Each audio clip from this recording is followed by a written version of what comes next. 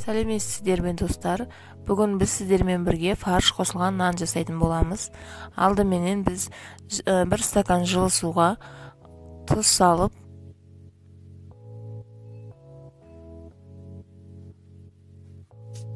араластырамыз.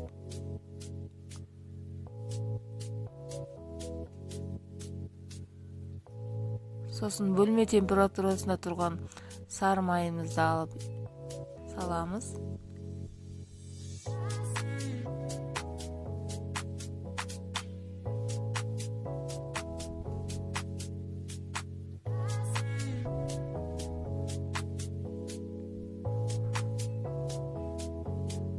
Дрожжымызды саламыз. Қант салып, бәрін жақсылап араластырамыз.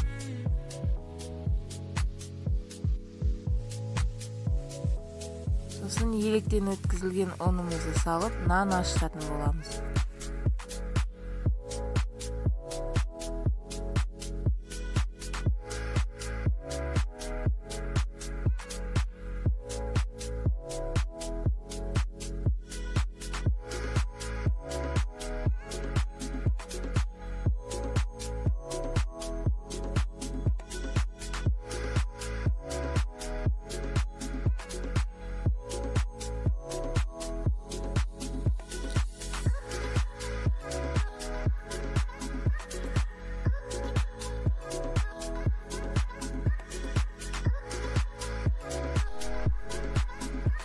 Сосын бетін пищевая пленкамен жауып, жылы жерге орап қоямыз.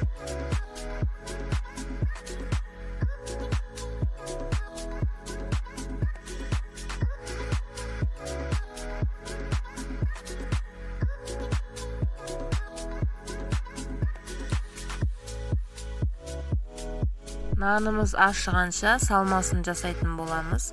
Фаршқа пиязды 4 бұрыштап турап салып, тұз бұрышты қосып араластырамыз.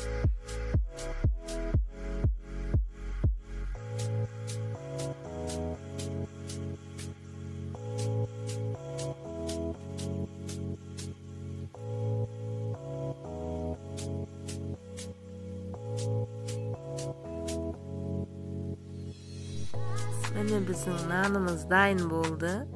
Оны біз қолымызды сұйық маймен майлап, кішкене ғана бөліктерге бөліп шығамыз.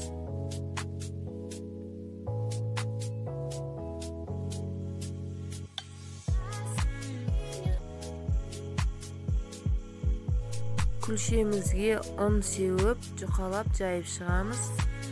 Сосын салмамызды айландыра саламыз. Осы видеодағыдай шетінен ішке қарай қайырып түйеміз.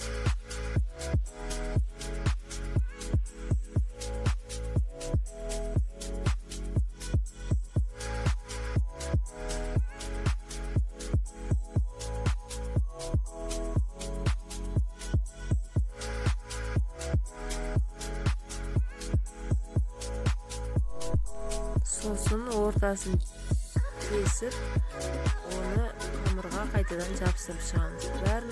Бәр күлшені осылай жасап шығамыз.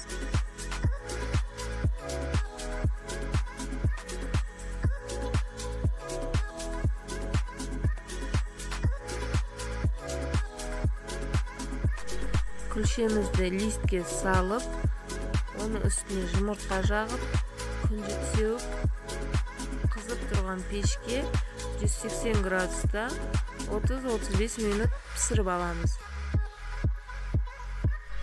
Міне біздің фарш қосылған нанымыз дайын болды.